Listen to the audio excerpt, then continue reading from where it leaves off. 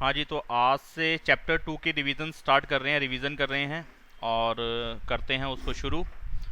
तो चैप्टर 2 में क्या था? बेसिकली हमने चैप्टर 2 है पॉलिनोमियल्स।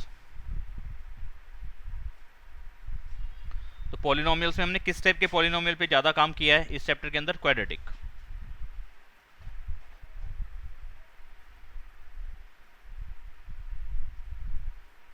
क्वाड्रेटिक पॉलिनोमियल किस फॉर्म में होता है? A x square plus b x plus c. ठीक है, ये है क्वाड्रेटिक पॉलिनोमियल की स्टैंडर्ड फॉर्म, यानी कि ये स्टैंडर्ड फॉर्म है a x square plus b x plus c. Equal में ज़ीरो नहीं लगा देना, ठीक है? पॉलिनोमियल के अंदर इक्वल में ज़ीरो नहीं आएगा। अब ये क्या मतलब हुआ? क्वाड्रेटिक का मतलब क्या हो गया कि हाईएस्ट पावर 2 होनी चाहिए, ठीक है? सबसे बड़ी पावर 2 होनी चाहिए। वो इस फॉर्म में भी लिखा हो सकता है, वो इस फॉर्म में भी लिखा हो सकता है, और वो इस फॉर्म में भी लिखा हो सकता है, ठीक है? ये तीनों ही क्वाड्रेटिक पॉलिनोमियल है। ये स्टैंडर्ड फॉर्म, यानी कि सबसे बड़ा क्वाड्रेटिक पॉलिनोमियल यही हो सकता है जिसके अंदर स्क्वायर वाली टर्म भी आ जाएगी, सिंगल पावर वाली भी आ जाएगी और कांस्टेंट भी आ जाएगी, ठीक है? और ये भी इस तरह से लिखा हुआ भी हो सकता है और इस तरीके से लिखा हुआ भी हो सकता है क्वाड्रेटिक पॉलिनोमियल, ठीक है जी। एक टर्म इसके अंदर आई थी जीरोस के बारे में, है ना? जीरोस इसके फाइंड करने, जीरोस ऑफ पॉलिनोमियल।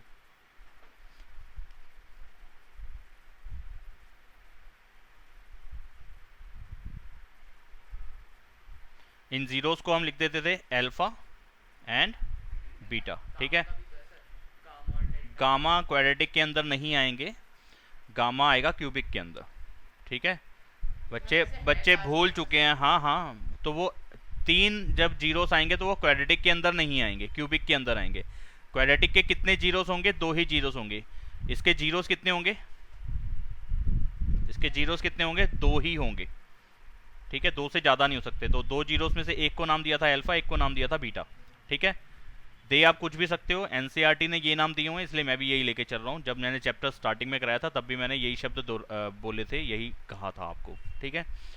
तो इनका रिलेशन होता है इनके कोफिशिएंट्स के साथ, ठीक है? क्वाड्रेटिक पॉलिनोमियल के जो कोफिशिएंट्स होते हैं उनका रिलेशन इन जीरोस के साथ होता है, यानी कि सम ऑफ जीरोस जिनको बोला जाता है, यानी कि अल्फा और बीटा का सम, ये किसके इक्वल होते हैं? माइनस बी अपॉन में ए के। यानी कि अगर कोई क्वाड्रेटिक पॉलिनोमियल इस फॉर्म में हम लिख रहे हैं a x square plus b x plus c, तो इसके अंदर से जो एक्स स्क्वायर का कॉफिशिएंट है, एक्स स्क्वायर का जो कॉफिशिएंट है वो ए होगा, एक्स का जो कॉफिशिएंट है वो बी होगा, और जो तीसरी कांस्टेंट टर्म बच जाती है वो सी होती है, ठीक है? विद साइन, विद साइन, ठीक है? तो सम ऑफ जीरोस, यानी कि हमारे जो जीरोस आएंगे उन दोनों का सम माइनस बी अपॉन ए के इक्वल होता है। यानी कि ये बी वाली वैल्यू को माइनस साइन से साथ मल्टीप्लाई करा दो और नीचे ए लगा दो, ठीक है? अभी तो बोला मैंने कि कंस्ट्रक्शन करा दूंगा, बीच में किसी दिन रुक के करा दूंगा। अभी फिर बच्चे यही कह रहे हैं कि सर आप ज्योमेट्री पार्ट लेके चले हुए हो अभी, तो अभी कुछ और करा दो, तो इसलिए मैंने इसकी रिवीजन स्टार्ट करी है अभी, ठीक है? कोई कंस्ट्रक्शन में कोई खतरनाक नहीं है आपके 10th क्लास के अंदर, बिल्कुल सिंपल सी आसान सी है। और उसके अंदर से ट्रायंगल वाले टॉपिक के अंदर जो मेन क्वेश्चन थे वो भी हटा दिए उन्होंने। जो ट्रायंगल में सिमिलर ट्रायंगल्स बनाने वाला टॉपिक था वो हटा दिया गया, सिर्फ टेंजेंट टेंजेंट वाला रह गया है, या लाइन को किसी दो पार्ट में डिवाइड करने वाला काम रह गया। बिल्कुल बेहद बेहद आसान काम रह गया है, ठीक है? अगर तुम्हारा मन कर रहा है तो मैं इस चैप्टर को जब भी फिनिश करता हूँ आज या कल में, उसके बाद में कंस्ट्रक्शन ही स्टार्ट कर देता हूँ। जैसा आप कहोगे मैं वैसा करा दूंगा। प्रोडक्ट ऑफ जीरोस, यानी कि अल्फा और बीटा का मल्टीप्लाई, यानी कि जो भी अल्फा और बीटा जो भी जीरोस हैं उनका प्रोडक्ट किसके इक्वल होता है? सी अपॉन में ए के। ये पुरानी बातें हैं, ये याद होनी चाहिए आपको। सी क्या है? कांस्टेंट टर्म, और ए क्या है? एक्स स्क्वायर का कोफिशिएंट, ठीक है? यानी कि ये है रिलेशनशिप बिटवीन जीरोस और कोफिशिएंट के बीच में, ठीक है? बेसिक क्वेश्चन यही आता है हमारा। और अगर हमारे को सम ऑफ जीरोस और प्रोडक्ट ऑफ जीरोस आप दे दो, सम ऑफ जीरोस आप दे दो जिसको कि मैं ऐसे लिख देता हूं, और प्रोडक्ट ऑफ जीरोस जिसको हम पी लिख देते हैं, अगर ये हमें कहीं से पता चल जाते हैं, सम ऑफ जीरोस या हम कहीं से पता चल जाते हैं, मतलब कहने का क्या मतलब हुआ कि या तो दे दो या हम कहीं कैलकुलेशन कर पाते हैं, तो हम क्वाड्रेटिक पॉलिनोमियल को भी लिख सकते हैं। क्वाड्रेटिक पॉलिनोमियल क्या होगा? के टाइम्स किसका? X square minus sum of zeros into x plus product of zeros, ठीक है। और k क्या है यहाँ पे, ये जो k है ये क्या है, k is any non zero real number,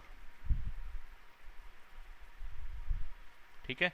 यानी कि k जो है ज़ीरो नहीं हो सकता, बाकी कुछ भी हो सकता है रियल नंबर, ठीक है। तो ये क्वाड्रेटिक पॉलिनोमियल का फॉर्मूला बन गया।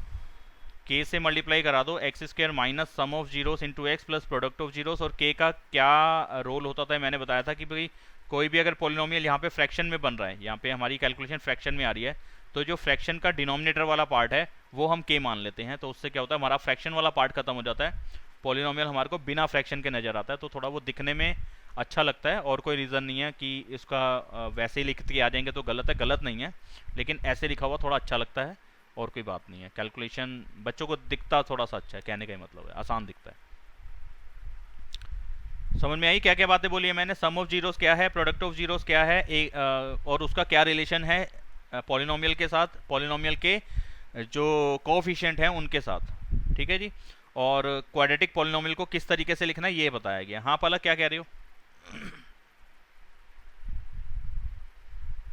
अच्छा कोई आवाज़ नहीं आ रही वैसे पलक की तरफ से, तो यही सब बातें हैं, और तो कुछ है नहीं खास इसके अंदर। तो यहाँ पे मैं शुरू कर, हाँ ऐसे क्वेश्चन अभी अभी क्वेश्चन आएंगे। वैसे अभी सिर्फ फॉर्मूले फॉर्मूले मैंने लिख दिया, उनका यूज़ अभी करना बताते हैं दोबारा से, अभी मैं बता रहा हूँ उस बात को।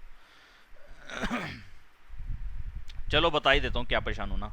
मानो कि सम ऑफ जीरोस आपके पास आया 1/4 और प्रोडक्ट ऑफ जीरोस आया, वो आया आपके पास 1/3, मानो कि आया। तो क्वाड्रेटिक पॉलिनोमियल लिखना तो क्या करेंगे हम, k times x square minus sum of zeros into में x plus product of zeros यानी कि 1/3। तो हम ये k अगर नहीं लगाते, ये क्या था ये एक्स स्क्वायर, अगर मैं ऐसे भी लिखाता हूँ तो ये सही है, कोई प्रॉब्लम नहीं है। यहाँ पे k लगाने का मतलब ये हो गया कि k अब कुछ भी नंबर होगा ना तो हमारे को फर्क नहीं पड़ेगा। अब तुम 10 से मल्टीप्लाई कर दो, इस k को 10 मान लो, तो 10 से इसको मल्टीप्लाई करके जो भी पॉलिनोमियल बन रहा है उसके जीरोस यही आएंगे, या उन जीरोस का सम यही आएगा जो हमारे पास है, प्रोडक्ट यही आएगा जो हमारे पास है। आप भले ही 10 से मल्टीप्लाई कर दो, आप भले ही माइनस के 20 से मल्टीप्लाई कर दो, आप भले ही माइनस के √3 से मल्टीप्लाई कर दो, कोई भी दुनिया का नंबर ले लो, लेकिन जीरो मत लेना, बस जीरो के अलावा कोई भी नंबर ले लो, ठीक है। तो उससे जो भी कैलकुलेशन बनेगी या जो भी हमारे पास पॉलिनोमियल बनेगा उसके मैं जीरोस निकालूं, उनका मैं सम करूंगा 1/4 ही आएगा, उनका मैं प्रोडक्ट करूंगा मेरे को 1/3 ही मिलेगा, ठीक है। कहने का ही मतलब हुआ। तो फिर सर इसको लगाने का फायदा क्या है, ये आप के लगवा क्यों रहे हो फिर? तो के मैं इसलिए लगा रहा हूँ यहाँ पे, या इसलिए बताया गया है ये के कि हम के कोई भी नंबर ले सकते हैं ना, 10 ले सकता हूँ, 20 ले सकता हूँ, जो मेरा मन करे मैं ले सकता हूँ। तो मैं ऐसा नंबर क्यों ना ले लूँ जिससे कि ये डिनोमिनेटर वाले पार्ट खत्म हो जाए। डिनोमिनेटर क्या है 4 और डिनोमिनेटर क्या है 3, इन दोनों डिनोमिनेटर्स का एलसीएम कितना आएगा 12। तो मैं अगर के को 12 ही ले लूँ तो इससे मेरे को फायदा नहीं हो जाएगा कुछ। अगर मैं के को 12 ले लूँ तो क्या होगा अगला स्टेप, अब इस 12 से मल्टीप्लाई करूंगा तो इसको भी करूंगा, इसको भी करूंगा, इसको भी करूंगा, तो कितना आ जाएगा 12x² माइनस का 1/4x इंटू में 12 और प्लस में 1/3 इंटू में 12। तो ये क्या हो जाएगा देखो, ये आ जाएगा 12x² माइनस 3x प्लस में 4। तो ये वाला अच्छा दिख रहा है या ये वाला अच्छा दिख रहा था? सिर्फ दिखने की बात कर रहा हूं, करने का तरीका, कैलकुलेशन और आंसर वही आएगा जो इसका आने वाला है। समझ पा रहे हो सारे बच्चे? तो यहाँ पे ये भी वही पॉलिनोमियल है जो ये ऊपर फ्रैक्शन वाला लिखा है, बस हमारे को ये वाला थोड़ा अच्छा लगता है, ये वाला थोड़ा सा खतरनाक लगता है, और कोई वजह नहीं है इस के को लिखने की। और के कोई भी नंबर हो सकता है इसलिए भी बताया गया यहाँ पे, ठीक है ना। के कोई भी नंबर ले लोगे तो जो भी पॉलिनोमियल बन रहा है उसके जीरोस वही आएंगे जो इसके आने वाले, जो नीचे लिखा है, ठीक है। अब तो कोई डाउट नहीं है, कोई प्रॉब्लम नहीं है, आगे बढ़ रहा हूँ।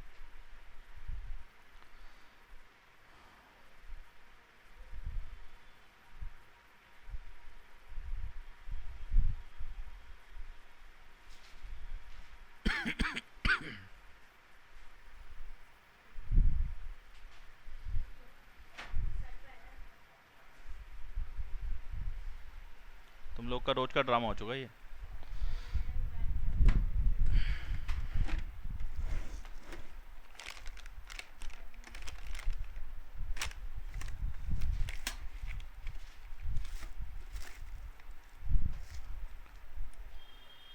ये लो,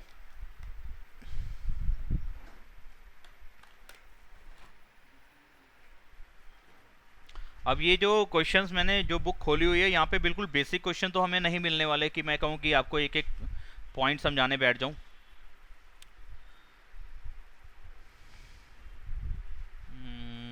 ये सारे ही बेहतरीन क्वेश्चन है। चलो एक स्टार्टिंग तो करें कहीं से।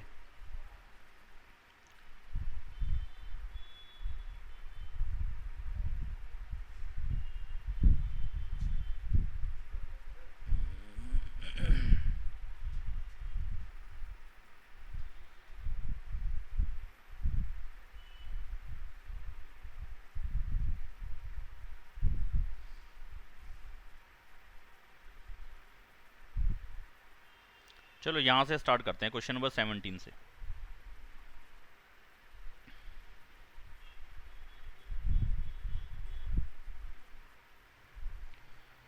यहाँ पे बोला इन्होंने if alpha and beta are the zeros of the polynomial. इस पॉलिनोमियल के जीरोस को उन्होंने अल्फा और बीटा ही लिखा है जैसा कि हम नॉर्मली लिखते हैं। Then form a quadratic polynomial whose zeros are 2 alpha and 2 beta. कितने बच्चों का ये क्वेश्चन आता है पहले तो मुझे ये पता लग चले। जो ऑनलाइन बैठे हैं वो पर हाथ खड़ा करके बताएं, जो ऑफलाइन इधर बैठे हैं वो भी हाथ खड़ा करके बताएं कि किन किन बच्चों को ये क्वेश्चन आता है। अच्छा यहाँ वाले तो सारे ही कह रहे हैं आता है। ऑनलाइन में कौन कौन बच्चे कहते हैं कि मुझे ये क्वेश्चन आता है? फटाफट हाथ खड़ा करो, हाथ खड़ा रहना चाहिए सभी का।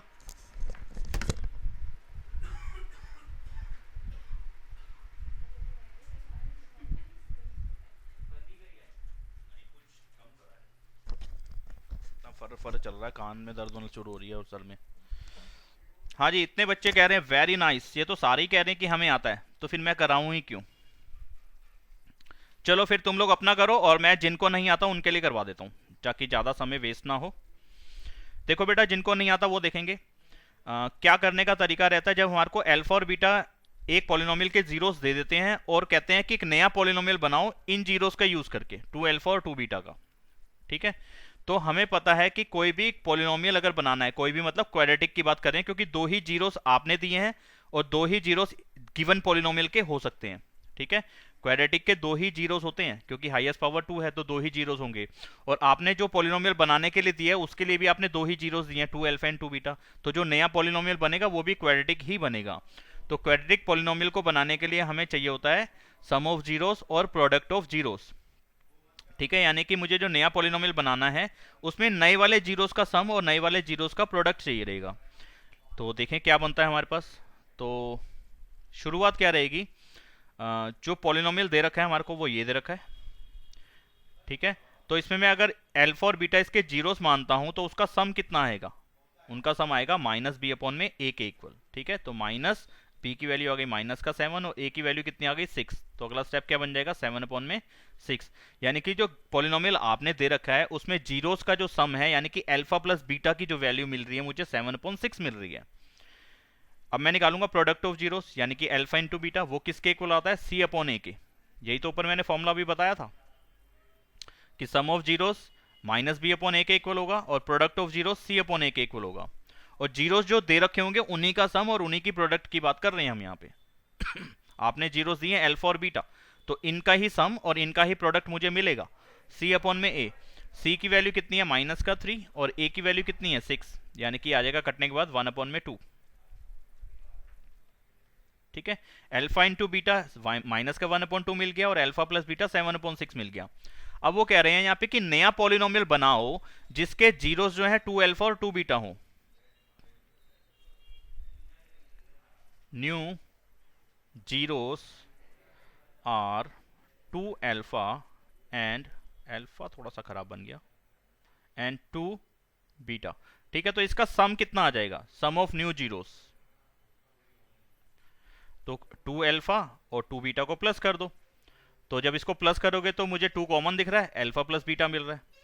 ठीक है, और अल्फा प्लस बीटा की जगह पे मैं क्या वैल्यू लगा सकता हूं 7 अपॉन में 6, तो मैंने यहां पे लगा दिया 7 अपॉन में 6। 7 अपॉन 3 मिल गया मुझे नए जीरोस का सम। ऐसे मैं प्रोडक्ट निकाल लूंगा इनका, product of new zeros 2 alpha और 2 बीटा की मल्टीप्लाई कर दो तो कितना आ जाएगा 4 अल्फा बीटा। अब 4 तो 4 ही होता है, अल्फा इंटू बीटा की वैल्यू कितनी पता है हमें, -1/2, तो -1/2 लगा दूंगा। कटने के बाद ये कितना आ गया, -2 आ गया। ठीक है जी, नए जीरोस का प्रोडक्ट आ गया -2, नए जीरोस का सम आ गया 7/3। तो नया क्वाड्रेटिक पॉलिनोमियल कितना बन जाएगा, न्यू क्वाड्रेटिक पॉलिनोमियल बन जाएगा k times x square minus sum of zeros यानी कि 7/3। नए वाले जीरोस का सम लगाओगे, ये वाला लगाओगे, और नए वाले जीरोस का प्रोडक्ट ही लगाओगे, ये वाला। ठीक है, याद रखना, ध्यान रखना। तो x square minus sum of zeros into में x plus product of zeros यानी कि -2। अब यहाँ पे भी आप देख पा रहे हो कि फ्रैक्शन वाली बात आ रही है, यानी कि डिनोमिनेटर में 3 आ रहा है। मैं के कोई भी नंबर लगा सकता हूँ दुनिया का, जो चाहूँ, मेरा मन करे।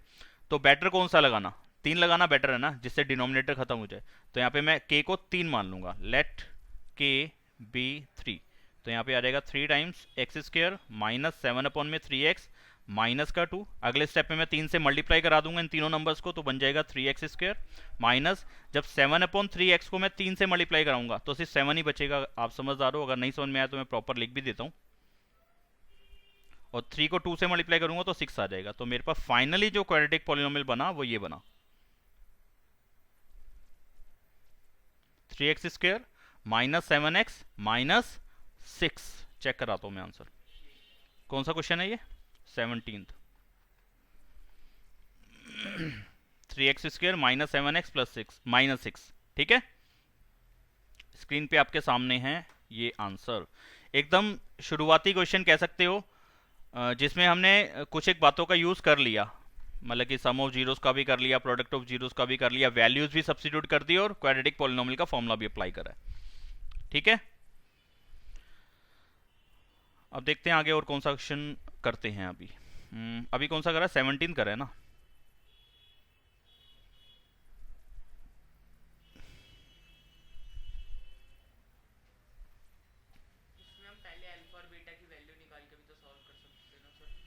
बहुत टाइम जाया होता उससे।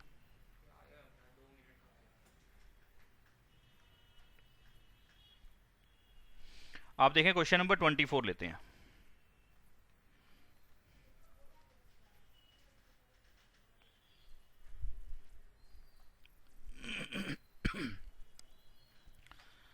यहां पे क्या बोला गया है, if 1 0 of the quadratic polynomial, polynomial देखो कितना खूबसूरत दिया हमें, के स्क्वायर के x square plus 68x plus 6k is reciprocal of the other, find के को फाइंड करना है। एक्स स्क्वायर हमारा जो है मेन वेरिएबल चल रहा है यहाँ पे इस पॉलिनोमियल के अंदर, एक्स स्क्वायर हमारा मेन वेरिएबल है। ठीक है, और यहाँ पे जो के है कोई रियल नंबर है, कांस्टेंट वैल्यू है ये। ठीक है, ये चेंज नहीं हो रही। लेकिन इसमें जो जीरोस के बारे में कुछ बात बताई है, एक जीरो जो है, 1 0 of the quadratic polynomial is reciprocal of the other, मतलब एक जितना भी है उसका उल्टा कर दो तो दूसरे वाला बन जाता है। ठीक है, नॉर्मली ये किस टाइप का पॉलिनोमियल है, ये क्वाड्रेटिक है यार, ये पावर 2 वाला पॉलिनोमियल है तो क्वाड्रेटिक है। के को नहीं देखना आपने, एक्स को देखना है, एक्स वेरिएबल है, एक्स स्क्वायर एक्स की पावर 2 है तो क्वाड्रेटिक है। अब क्वाड्रेटिक पॉलिनोमियल के कितने जीरोस होंगे, 2 होंगे। अब दोनों का रिलेशन भी बता दिया आपने कि एक दूसरे का उल्टा है। नॉर्मली हम लेते हैं अल्फा एंड बीटा। ठीक है, एक को लेता हूं अल्फा, दूसरे को लेता हूं बीटा। ठीक है, लेकिन आपने कहा जितना एक है दूसरा उसका उल्टा है, रेसिप्रोकल है, तो यानी कि एक को अल्फा लिया तो दूसरे को बीटा लेने की जरूरत नहीं है, 1/अल्फा ले लो। ये बात समझ में आती है? तो यहां पे मैं लिख दूंगा इस बात को, according to question zeros are alpha and 1/अल्फा, क्योंकि आपने बोला है कि एक जीरो दूसरे का उल्टा है, तो एक को अल्फा दूसरे को बीटा लिखने की जरूरत नहीं है।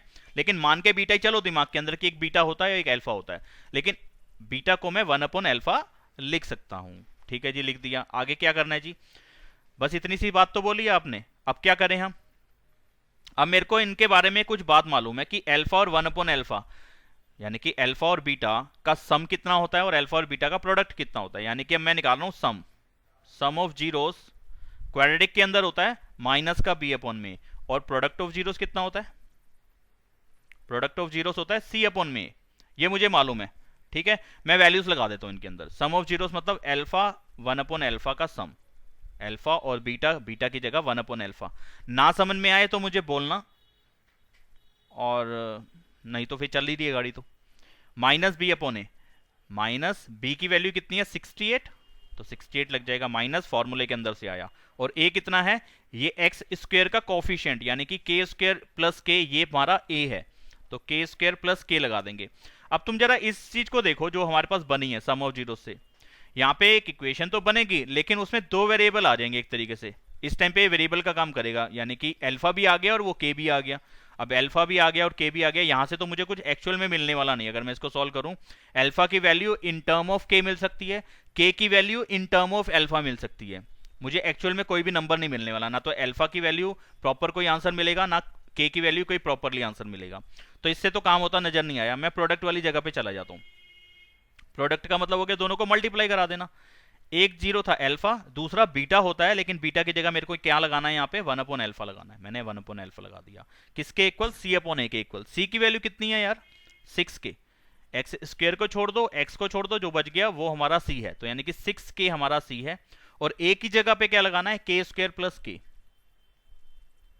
अब यहाँ पे भी अल्फा अल्फा बस तो रहा था, लेकिन वो तो कट भी गया, कट गया ना, तो मेरा काम थोड़ा आसान हो गया कि अल्फा तो खत्म ही हो गया, अब बचा सिर्फ के और के।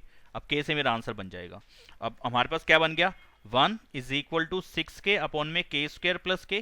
क्रॉस मल्टीप्लाई कर देता हूं, के स्क्वायर प्लस के इज इक्वल टू 6 के वाली सारी टर्म्स एक तरफ कर लेता हूं। के स्क्वायर प्लस के माइनस 6 के, किसके इक्वल, 0 के। अब और क्या हो सकता है, और सिंप्लीफाई हो सकता है, ये माइनस का 5 के इक्वल में 0। अच्छा जी, और क्या हो सकता है, के कॉमन आ जाएगा, बचेगा के माइनस 5 इक्वल में 0। तो यानी कि मेरे को के दो आंसर मिले इस फैक्टर से, तो यानी कि के हो सकता है या तो 0 या के हो सकता है, यानी कि के माइनस 5 0 के इक्वल, के मिलता है मुझे 5।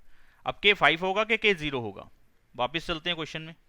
अगर तो के 0 हुआ तो ये क्वाड्रेटिक ही नहीं बचेगा, ये पूरा पॉलिनोमियल क्वाड्रेटिक भी जिंदा नहीं रहेगा, उसको भी मार डालेगा। अगर के खुद 0 हो गया तो एक्स स्क्वायर का वजूद खत्म हो जाएगा, और एक्स स्क्वायर खत्म होते ही वो क्वाड्रेटिक भी नहीं रहेगा, यानी कि इस पॉलिनोमियल की धज्जियां उड़ जाएंगी। अगर के की जगह पे हमने 0 लगा दिया तो धज्जियां तो नहीं उड़ानी, इसलिए इस क्वेश्चन के लिए ये नॉट पॉसिबल है। के का आंसर 0 नॉट पॉसिबल है इस टाइम पे, इस कंडीशन पे के लिए।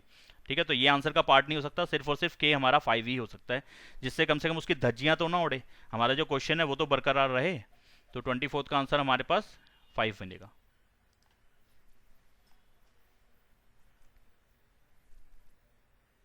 ये रहा 5। ठीक है,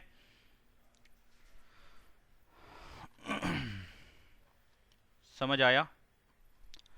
अब मैं क्वेश्चन रिवीजन की तरह से ही ले रहा हूं, बिल्कुल ऐसे नहीं चल रहा कि जैसे समझाते टाइम होता है कि बिल्कुल सम ऑफ जीरो से हुआ, सम ऑफ प्रोडक्ट ऑफ जीरो से हुआ, बार बार उसको बोल भी नहीं रहा हूं, फिर भी काफी हद तक समझा रहा हूं, ऐसा नहीं है कि बिल्कुल भी नहीं बोला, बताया है।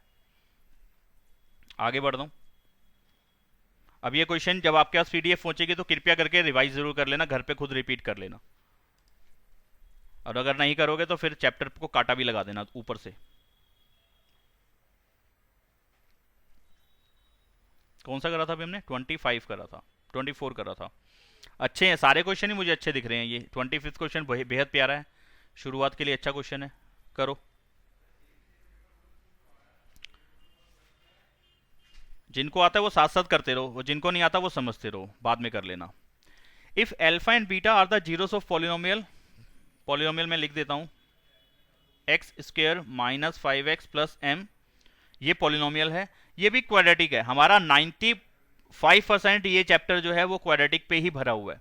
ठीक है, और पेपर में 99% क्वेश्चन क्वाड्रेटिक के ही आते हैं। ठीक है, क्वाड्रेटिक हमारे पास बहुत बड़ी मात्रा में क्वेश्चन है, तो वो क्वेश्चन इसी में से देते हैं, क्यूबिक के लिए बेचारे के लिए जगह नहीं बचती है।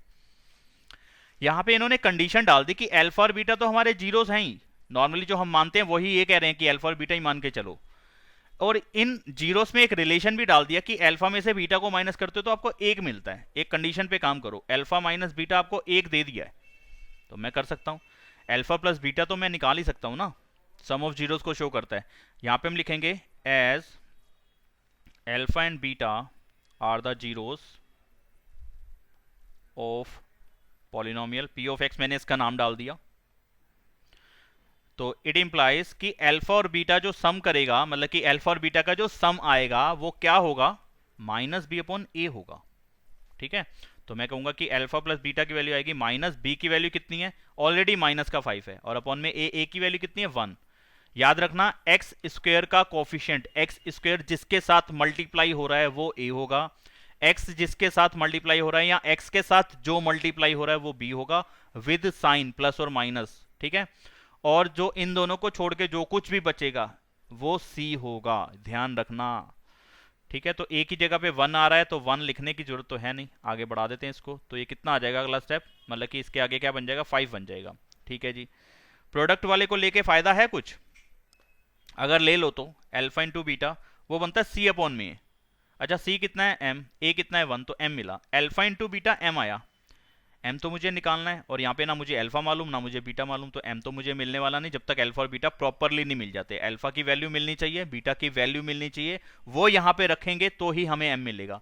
यानी कि इस पे लास्ट में मुझे काम करना है, इस स्टेप पे मुझे लास्ट पे काम करना है। पहले मेरा काम है अल्फा और बीटा को ढूंढना, तब जाके मिलेगा मुझे m, ठीक है। तो ढूंढते हैं, अल्फा प्लस बीटा की वैल्यू कितनी आई, 5 आई। अल्फा माइनस बीटा आपने कितना दे रखा है, 1, तो इसको मैं फर्स्ट इक्वेशन मान लेता हूँ, इसको मैं सेकंड मान लेता हूँ। फर्स्ट और सेकंड को मैं सॉल्व कर सकता हूँ बाय एलिमिनेशन मेथड, जो हमने चैप्टर 3 में पढ़ लिया हुआ है। अब रिवीजन के टाइम पे मैं वो टॉपिक यूज कर सकता हूँ, ठीक है। तो यहाँ पे मैं इन दोनों को सॉल्व करूंगा। अब ये नहीं मान के चलूंगा क्योंकि बुक का चैप्टर 2 है, इसलिए चैप्टर 3 वाली बातें हम यहाँ नहीं लगा सकते, अब लगा सकते हैं क्योंकि अब रिवीजन का टाइम है, हमने सब कुछ पढ़ लिया हुआ है, ठीक है। तो सब्सटीट्यूशन मेथड अप्लाई करने की जरूरत नहीं है, इसको मैं सॉल्व कर लूंगा। Solve equation number 1 and equation number 2, okay. तो करिश्मा अभी आई थी, आके गायब हो गई। अच्छा, यहाँ पे हमें आशीर्वाद देके चली गई है कि मैं आई थी और अब मैं गायब भी हूँ। अल्फा प्लस बीटा की वैल्यू कितनी है, 5, ठीक है जी। क्या होता है, बीटा बीटा कट जाएगा, 2 अल्फा किसके इक्वल, 6 के इक्वल, अल्फा की वैल्यू 3 आ जाएगी और अल्फा की वैल्यू 3 पुट कर दो किसी भी इक्वेशन में, इक्वेशन 1 पे पुट कर देता हूँ तो कितना आएगा, अल्फा की जगह 3 लगा दूंगा तो 3 माइनस बीटा 1 के इक्वल, तो माइनस बीटा आ जाएगा माइनस का 2 और माइनस से माइनस कट जाएगा, बीटा की वैल्यू कितनी आ जाएगी, 2। अल्फा भी मिल गया, बीटा भी मिल गया, अब मुझे निकालना था m। m ऊपर येलो वाली शेड जो कर रखी है जहां पे मुझे पता है कि m की वैल्यू कैसे निकलेगी, अल्फा और बीटा को मल्टीप्लाई करके। इसको डाल देता हूं तीसरी इक्वेशन, तो यहां पे put alpha is equal to 3 and beta is equal to 2 in equation number 3। Equation number 3 में मैं लगा रहा हूं अल्फा और बीटा की वैल्यू, तो वहां पे मिल जाएगा मुझे 3 इंटू 2 m के बराबर, यानी कि 6 आ गई m की वैल्यू। कौन सा क्वेश्चन था ये, 25वां। ये रहा 6 आंसर, ठीक है। आगे बढ़ते हैं, अब क्या करें, दे रहा हूं, बड़े पे भी आ रहा हूं, धैर्य रखें। ये एक अच्छा क्वेश्चन है 26, भले छोटा लग रहा है लेकिन एक अच्छा क्वेश्चन है। इस आंसर दिख ही जाता है, मतलब कहाँ दिख गया, कैसे, कहाँ दिख गया, अच्छा तो आंसर ही लिखा हो, फिर नंबर मिल जाते हैं। तो अगर आंसर लिख के दिखा ना, अगर आप कहते हो जी 12 आंसर है, मैं लिखूं कि आंसर 12 है, तो क्या मुझे इसका सॉल्यूशन पता चल गया? जिसको आता होगा भाई वही तो कर पाएगा, आंसर लिखे होने से सॉल्यूशन थोड़ा ना मिल जाएगा हमें।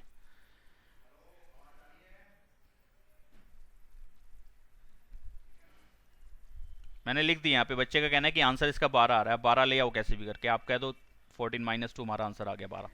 भाई 14 कहाँ से आया और इस 2 का क्या लॉजिक बना है, इसके पीछे क्या करने वाले हो, क्वेश्चन की कंडीशन को सेटिस्फाई कर रहा है, कोई तुक ही नहीं है इस बात की।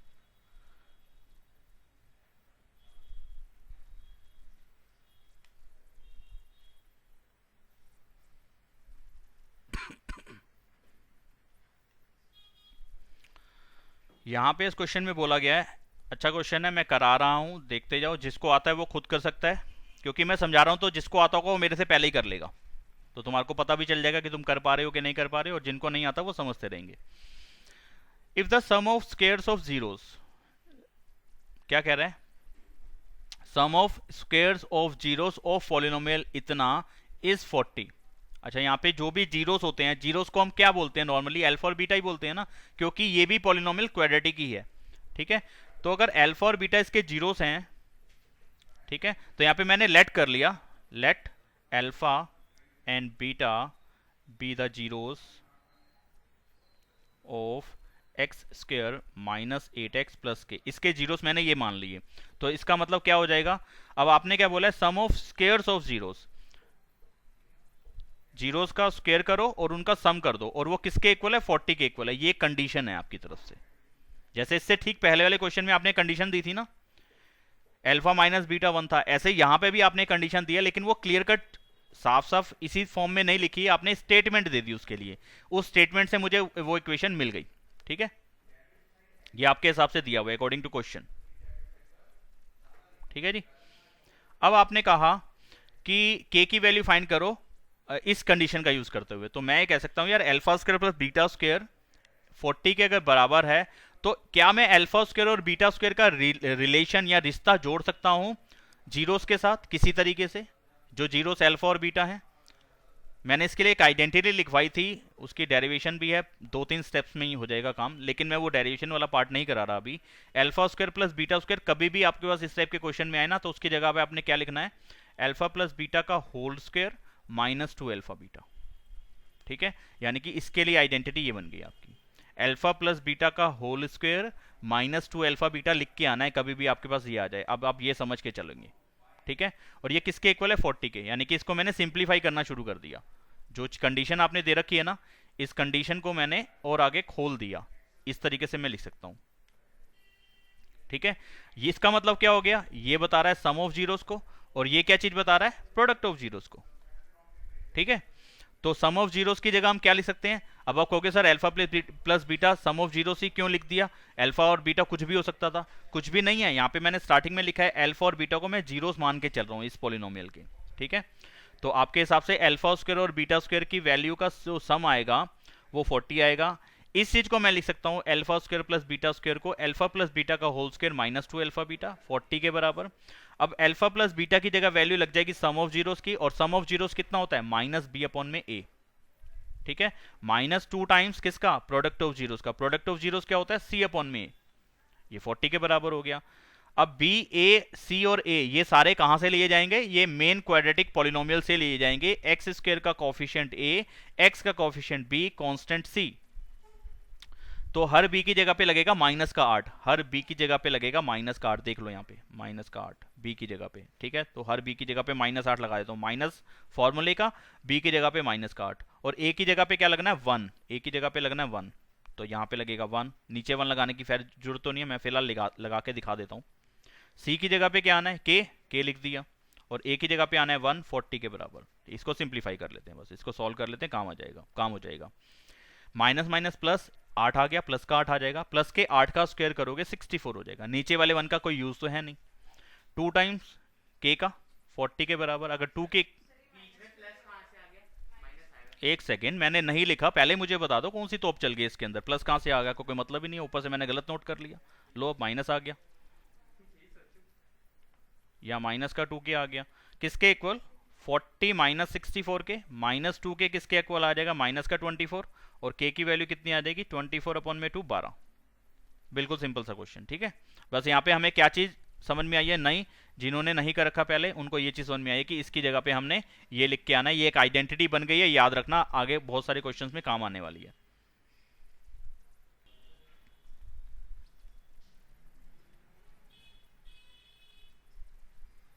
क्वेश्चन 2012 में कभी पूछा गया पेपर के अंदर। यहाँ पे उन्होंने, आपको ये चीज समझ में आएगी कि अभी तक हम जितने भी क्वेश्चन कर रहे थे उसमें अल्फा और बीटा ही जीरोस को लेके चल रहे थे, यहाँ पे उन्होंने जीरोस का नाम चेंज कर दिया, तो उससे क्वेश्चन को करने के तरीके में किसी भी तरीके का फर्क नहीं आता। देखेंगे यार क्या करना है। आपने यहाँ बोला कि M and N are the zeros of polynomial, यानी कि जो हम अल्फा और बीटा नाम देते थे, अब आपने इस बार एम और एन नाम दे दिया, तो कोई फर्क नहीं पड़ने वाला, सारा कुछ करने का तरीका वही रहेगा। पॉलिनोमियल ये रहा 3x square plus 11x minus 4, zeros आपने दे दिए, zeros are m and n। ठीक है, m और n, अगर m एंड n अगर जीरोस हैं तो उनके जीरोस का सम भी m और n की फॉर्म में लिखा जाएगा। तो यानी कि हम इस पॉलिनोमियल को देखते ही इसके जीरोस पे क्या काम कर सकते हैं, हम सम ऑफ जीरोस और product of zeros with in 5 seconds लिख सकते हैं। ठीक है, तो सम ऑफ जीरोस यानी कि हो जाएगा यहाँ पे m प्लस एन, क्योंकि जीरोस का नाम m और n दिया गया, अल्फा और बीटा नहीं दिया गया, इसलिए m प्लस एन लिखना पड़ेगा। और वो किसके इक्वल आएगा, माइनस बी अपॉन ए के। तो माइनस बी की वैल्यू 11 और a की वैल्यू 3, यानी कि माइनस का 11 अपॉन में 3। ठीक है जी, फिर प्रोडक्ट ऑफ जीरोस मैं लिख सकता हूँ, प्रोडक्ट ऑफ जीरोस यानी कि m और n का प्रोडक्ट, वो किसके इक्वल होता है, रूल के हिसाब से वो c अपॉन a के बराबर आता है। तो c की वैल्यू इस बार -4 है और a की वैल्यू 3 है, यानी कि यही आएगा माइनस का 4 अपॉन में 3। ठीक है जी। अब क्या चाहते हो आप चाहते हो कि इसकी वैल्यू फाइंड कर दो इस चीज की, m अपॉन में n प्लस n अपॉन में m। ठीक है जी, हमें फाइंड करना है m अपॉन में n प्लस n अपॉन में m। एलसीएम ले लूंगा, m n एलसीएम आ जाएगा, यहाँ पे बन जाएगा m स्क्वायर, यहाँ पे बन जाएगा n स्क्वायर। याद करो अभी ठीक पहले हमने इस आइडेंटिटी को पढ़ा है, यानी कि अगर ये होता अल्फा का स्क्वायर और ये होता बीटा का स्क्वायर, वही सेम आइडेंटिटी बनती ना जो ऊपर यूज करी है। तो यहाँ पे m square plus n square बन जाएगा, m प्लस n का होल स्क्वायर, इस चीज को लिख रहा हूँ, -2mn और अपॉन में कितना आएगा mn। समझ में आ रहा है कि नहीं आ रहा?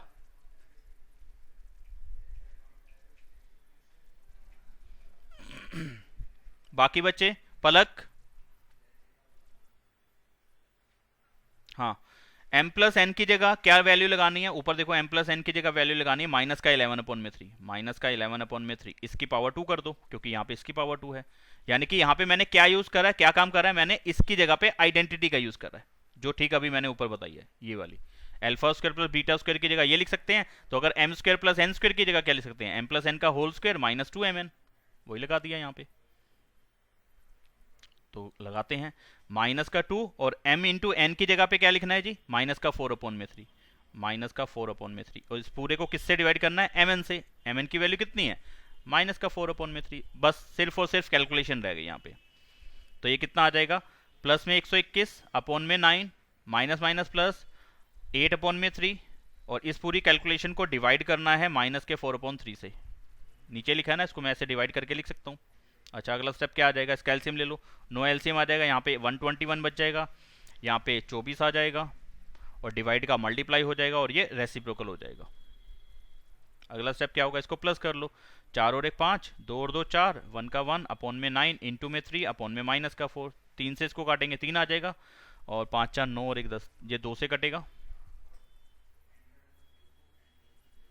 नहीं 2 से कब से कटने लग गया, पीछे 5 है, तो और तो नहीं कट रहा है मेरे से, है ना, मैंने सही लिखा है ना। तो ये आ जाएगा 145 अपॉन में आ जाएगा 12, और ये माइनस का साइन ऊपर लिख दो, ये आ गया। जो आप सिंप्लीफाई का, जो आप सॉल्व कराना चाहते थे या जिसकी आप वैल्यू फाइंड कराना चाहते थे, उसकी वैल्यू आएगी माइनस का 145 अपॉन में 12। क्वेश्चन नंबर था ये 29। ये देखो उन्होंने आइडेंटिटी बता दिया लिख के कि इस तरीके से आपने सॉल्व करना है, प्रॉपर उन्होंने पूरी कैलकुलेशन ही दे दी है यहाँ पे। ठीक है, तो इसी तरीके से हमने करा है, माइनस का 145 अपॉन में 12। ठीक है, अगले क्वेश्चन पे आते हैं। किसी कौन सा करा अभी हमने, 29 करा है। हाँ, ये एक बेहतरीन क्वेश्चन आया जहां पे थोड़ा हमें काम भी करना पड़ेगा। चलो इस पे नहीं लेते और आगे बढ़ जाते हैं। अच्छा तो है इस क्वेश्चन, वो इसी टाइप का एक अच्छा क्वेश्चन है।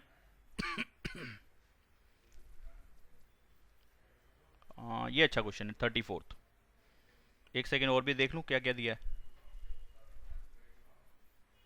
34th पहले करते हैं।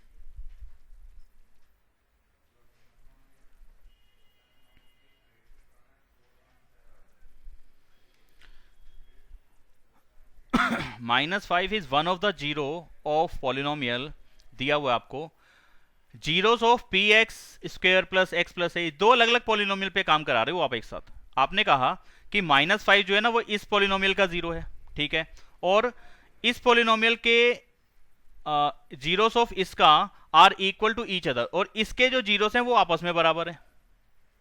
ठीक है, फाइंड द वैल्यू ऑफ के। आई बात समझ में, क्या बोला है इसमें? तो करते हैं शुरुआत। देखो इन दोनों में कॉमन सी बात आ रही है कि इसके पास भी पी है और इसके पास भी पी है, यानी कि ये पी और ये पी तो अलग अलग बातें नहीं है, ये एक जैसी बात है। यानी कि अगर कहीं से मुझे पी मिल जाता है तो इस जगह पे लग सकता है। और फिर आपने वैल्यू किसकी पूछी है, के की पूछी है। आप यहां पे ये भी लिख सकते थे इस क्वेश्चन में कि find the value of P and के, क्योंकि पी के बिना के निकलेगा नहीं और दोनों की वैल्यू चाहिए देगी। ठीक है, तो आपको पहले पी निकालना पड़ेगा और फिर आपको के निकालना पड़ेगा, क्योंकि जो दूसरे वाले पॉलिनोमियल है जिसके अंदर के आ रहा है, एक्चुअल में आपने क्या पूछा है कि के की वैल्यू फाइंड करो। के तो इसमें आ रहा है और इस पॉलिनोमियल में कुछ भी तो नहीं पता, ना पी पता है, p की जगह पे भी कुछ ना कुछ नंबर आने वाला है, तो यानी कि सबसे पहले जब तक p नहीं मिलेगा तब तक मैं k को कैसे निकालूंगा, और p ये वाला इस वाले पॉलिनोमियल का पार्ट है, तो पहले इस वाले पॉलिनोमियल पे काम करते हैं और इसमें से p को निकाल लेते हैं। तो आपने क्या बोला है, -5 is one of the zero of 2x² plus P x minus का 15। ठीक है जी। तो अगर इस पॉलिनोमियल का मैं नाम p ऑफ x लिख दूं, और ये आपने पॉलिनोमियल कुछ इस तरीके से लिखा हुआ है, अगर -5 इसका एक जीरो है तो कहने का क्या मतलब हुआ कि x की जगह पे -5 अगर मैं रख दूं तो ये पूरा का पूरा पॉलिनोमियल किसके इक्वल हो जाएगा, जीरो के। यानी कि अगर -5 इसका एक जीरो है तो इसका अगला स्टेप ऐसे लिखा जाएगा कि यहाँ पे x की जगह पे -5 अगर मैं लिख देता हूं तो इसके अंदर हर x की जगह पे -5 लिखना पड़ेगा, और ये किसके इक्वल आ जाएगा, जीरो के, क्योंकि ये क्या है, उसका जीरो है। और जीरो का यही तो मतलब होता है कि उस पॉलिनोमियल में जाते ही वो उस पूरी पॉलिनोमियल को ही जीरो कर देगा। हेलो,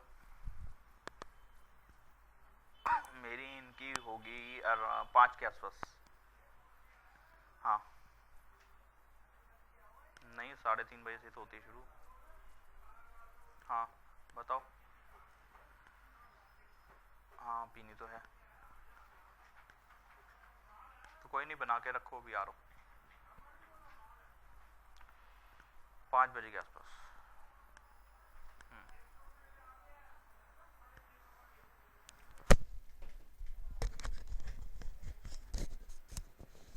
हाँ जी, तो अगर मैं इसको और सॉल्व कर लेता हूँ तो कितना आता है, यहाँ 50 आ जाएगा, यहाँ माइनस का 5p आ जाएगा, और यहाँ माइनस का 15, जीरो के बराबर। ठीक है, तो ये बात समझ में है ना कि मैंने यहाँ पे जीरो क्यों रख दिया, ये चीज़ क्लियर है, क्योंकि ये इसका जीरो था। जीरो होने का मतलब है कि इसमें x की वैल्यू लगा देने पे पूरा पूरा पॉलिनोमियल जीरो के इक्वल आ जाएगा। तो कैलकुलेशन का अगला स्टेप क्या आता है, माइनस का 5p, ये दोनों को सोल्व करता हूँ तो प्लस का 35 आता है, प्लस का 35 उधर जाके माइनस का 35 हो जाता है, माइनस से माइनस कट जाएगा, और p की वैल्यू आ जाएगी 7, 5 से कटने के बाद। ठीक है, p की वैल्यू मिल गई मुझे। ठीक है जी, तो इस p की वैल्यू को मैं यहाँ पे भी लग सकता हूँ और इस p की वैल्यू को मैं यहाँ पे भी लग सकता हूँ। ठीक है, लेकिन अब पहले वाले में p की वैल्यू रखने से मुझे कोई ज़्यादा फायदा मिलने वाला नहीं है, क्योंकि उसके अंदर k है नहीं, उस पर मुझे काम करना ही नहीं है, तो उस पर क्यों रखूँ मैं। अब दूसरे वाले पॉलिनोमियल पे जाता हूँ।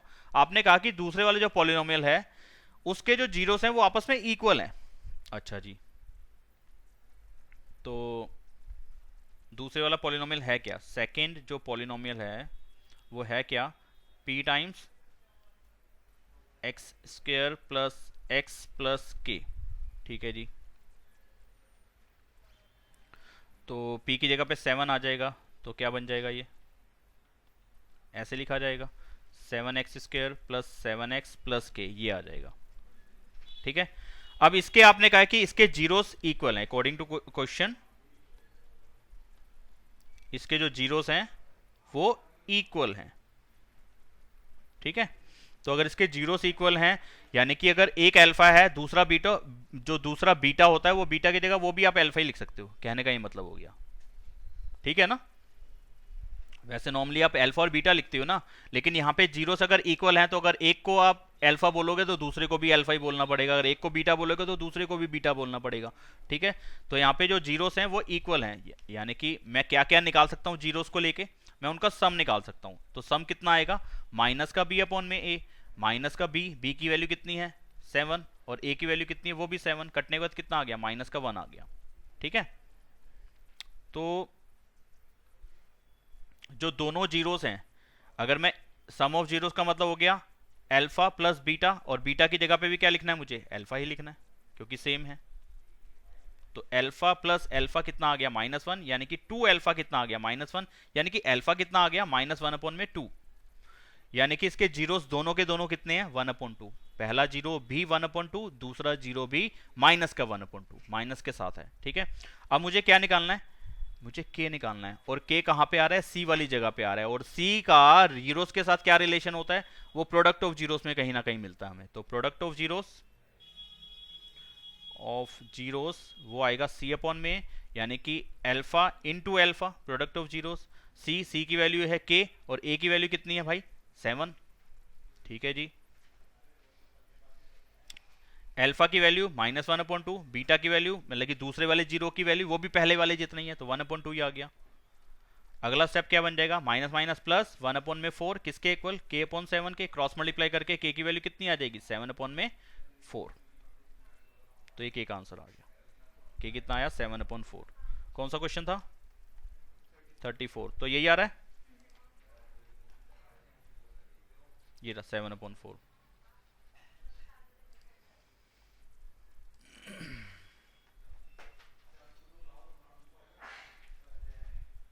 अच्छा, अगला क्वेश्चन भी बेहद प्यारा है, 35। आंसर देख लिया हुआ है।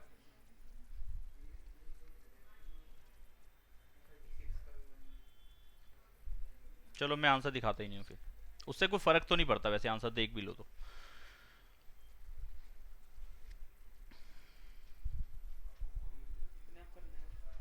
मैं करा देता हूँ। फाइंड द वैल्यू ऑफ के की वैल्यू निकालो। अब ये कहोगे यार ये बड़ा लंबा चौड़ा पॉलिनोमियल लग रहा है। हाँ, ये पहला क्वेश्चन है जो थोड़ा सा प्यारा भी लग रहा है मुझे, वाकई में अच्छा क्वेश्चन है ये। अब मैं पॉलिनोमियल लिख रहा हूँ, देखो।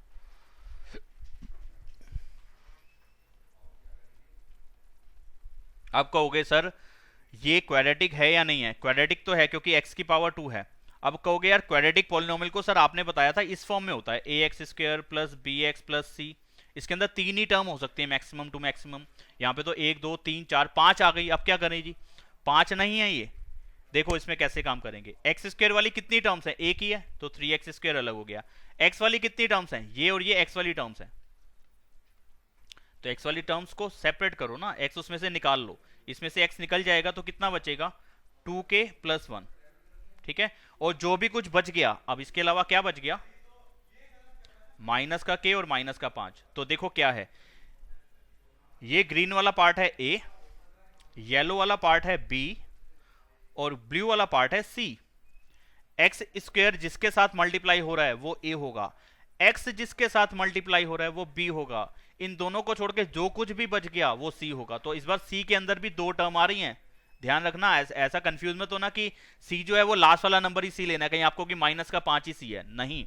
इस टाइम k के साथ माइनस के k के साथ माइनस का 5 मिलके c बनेगा।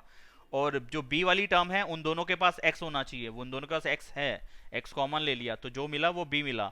और x² जिस जिसके पास होगा वो a वाली टर्म्स होगी, वो एक ही टर्म है। ध्यान रखना, इस तरीके से आपको करने को आ सकता है कभी क्वेश्चन। अब यहाँ पे इन्होंने क्या बोला है, इनमें जीरोस के रिलेशन बता रखा है कुछ। अब वो कह रहे हैं कि find the value of k such that ये polynomial has the sum of zeros as half of their product. यानी कि सम का प्रोडक्ट के साथ रिलेशन बना दिया आपने। आपने क्या बोला है, आपने बोला है सम ऑफ जीरोस जो है ना वो हाफ है प्रोडक्ट ऑफ जीरोस का, ये चीज आपने बोली है। ठीक है, sum of zeros as half of their product, product of zeros के हाफ के बराबर है सम ऑफ जीरोस। बात समझ में आ गई होगी। सम ऑफ जीरोस वही होता है अल्फा प्लस बीटा। अगर जीरोस कुछ नहीं होते तो हम उस टाइम पे अल्फा और बीटा ही लिख के चलते हैं। अगर कहीं पे मैं ऐसा लिख दूं तो समझ जाना। और product of zeros alpha into beta ही होगा। अब अल्फा प्लस बीटा का formula -b/a, alpha into beta का फॉर्मूला c/a। लगा दो, माइनस b की वैल्यू कितनी है, 2k + 1, और a की वैल्यू कितनी है, 3। हाफ है किसका, c/a के। c कितना है, माइनस का k माइनस का 5, माइनस का k माइनस का 5 अपॉन में a कितना है, 3। अब क्रॉस मल्टीप्लाई करोगे तो आपको k मिल ही जाने वाला है। तो करते हैं क्रॉस मल्टीप्लाई। पहले तो ये 3 से 3 कट जाएगा, आपको समझा रखा है। प्रॉपर क्रॉस मल्टीप्लाई कर लेना, नहीं तो 3 से 3 ऐसे भी काट सकते हो। आप क्रॉस मल्टीप्लाई करोगे तो 2 इससे मल्टीप्लाई होगा तो हो जाएगा माइनस का 4k माइनस का 2 इक्वल में माइनस का k माइनस का 5 माइनस 4k, ये वाला k इधर आएगा प्लस का k, माइनस का 5 है ही, 2 उधर जाएगा माइनस का प्लस का हो जाएगा। ये आ गया माइनस का 3k और ये आ गया माइनस का 3। माइनस से माइनस कट गया, k की वैल्यू 3/3 यानी कि कटने का ये भी 1 हो गया। तो k का आंसर कितना आ गया, 1। अल्फा इंटू बीटा का फॉर्मूला क्या लिखते हो, प्रोडक्ट ऑफ जीरोस का, वही तो लिखा है। आगे बढ़ रहा हूं, किसी को कोई डाउट आ तो नहीं रहा, समझ में आ रहा है कि नहीं आ रहा, हाथ खड़ा करके बताओ कितने बच्चों को समझ में आ रहा है ऑनलाइन।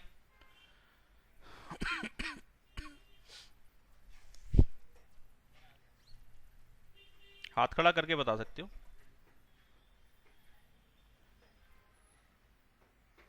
महक, पलक, वंश,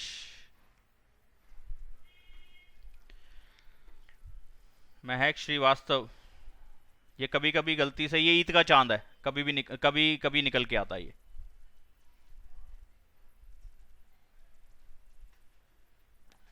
अरे भाई ईद का चांद, हाथ खड़ा करके दिखा दो। ये सो गई है।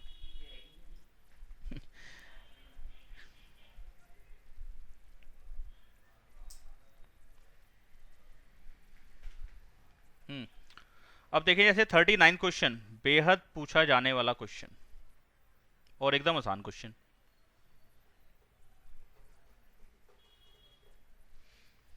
वो कह रहे हैं what must be subtracted from polynomial दे रखा है so that the resulting polynomial is exactly divisible by another polynomial. ठीक है, यानी कि इस पहले वाले पॉलिनोमियल का नाम मैंने रख दिया पी ऑफ एक्स, दूसरे वाले पॉलिनोमियल का नाम रख दिया मैंने जी ऑफ एक्स। अगर मैं पी ऑफ एक्स को वो क्या कह रहे हैं इस क्वेश्चन में, पी ऑफ एक्स में से क्या चीज मैं घटाऊं, माइनस करूं, ताकि जो बचे ना वो जी ऑफ एक्स से पूरा पूरा डिवाइड हो जाए। ठीक है, तो अब मुझे चेक करना पड़ेगा क्या जी ऑफ एक्स इसको पूरा डिवाइड कर रहा है कि नहीं कर रहा, और उसी में मेरा काम हो जाएगा। यानी कि वो लॉन्ग डिवीजन वाला मेथड आपको प्रॉपर यूज करना है। ठीक है जी, तो उसमें करना क्या होगा, जब भी ऐसी सिचुएशन बनेगी, या तो कुछ ऐड करने को बोलेंगे या कुछ सब्ट्रैक्ट करने को बोलेंगे, दो ही टाइप के क्वेश्चन आपके आते हैं। तो क्या करेंगे आप, दोनों में ये वाला काम करोगे जो मैं करने वाला हूं। तो सबसे पहले आप 8x4 14x cube minus 2x square plus 7x minus 8 को डिवाइड कर दोगे जी ऑफ एक्स से, 4x cube plus 3x minus 2 से। ठीक है, तो मैं डिवाइड कर रहा हूं। तो डिवाइड करना तो आता ही होगा कि 4x क्यूब को 8x4 बनाना है तो 2x से मल्टीप्लाई करना पड़ेगा। तो यहाँ पे आ जाएगा 8x पावर 4 और यहाँ पे आ जाएगा 6x स्क्वायर, 4x स्क्वायर है। चलो अच्छा हुआ पहले ही बता दिया तुमने। तो यहाँ पे कितना आएगा, स्क्वायर ही आएगा। ठीक है जी, तो 4 और 2 की मल्टीप्लाई 8, x4 आ गया, इसकी मल्टीप्लाई क्यूब आएगी यानी कि 6x क्यूब, और इसकी मल्टीप्लाई कितनी आएगी, माइनस का 4x स्क्वायर। साइन चेंज कर देंगे, माइनस माइनस प्लस, ये कट गया, इन दोनों को सॉल्व करेंगे तो प्लस में 8x क्यूब आएगा, इन दोनों को सॉल्व करेंगे तो प्लस में 2x स्क्वायर आएगा, प्लस में 7x आएगा, माइनस का 8 आएगा। जो बच गई टर्म्स वो एज इट इज नोट कर लेते हैं। अब फिर से वही काम करेंगे कि 4x स्क्वायर को 8x क्यूब बनाना है, किससे मल्टीप्लाई करेंगे, प्लस के 2x से मल्टीप्लाई करेंगे ताकि 8x क्यूब बन जाए। 2x स्क्वायर को इससे मल्टीप्लाई करने के बाद ये वाली चीज बननी चाहिए, तो वो कौन सा नंबर देखा हमने, 2x आएगा यहाँ पे। अच्छा करा मल्टीप्लाई तो कितना आ जाएगा, 8x क्यूब, और यहाँ पे आ जाएगा 6x स्क्वायर, और यहाँ पे आ जाएगा माइनस का 4x। साइन चेंज कर दो, माइनस माइनस प्लस, ये दोनों टर्म्स कट जाएंगी।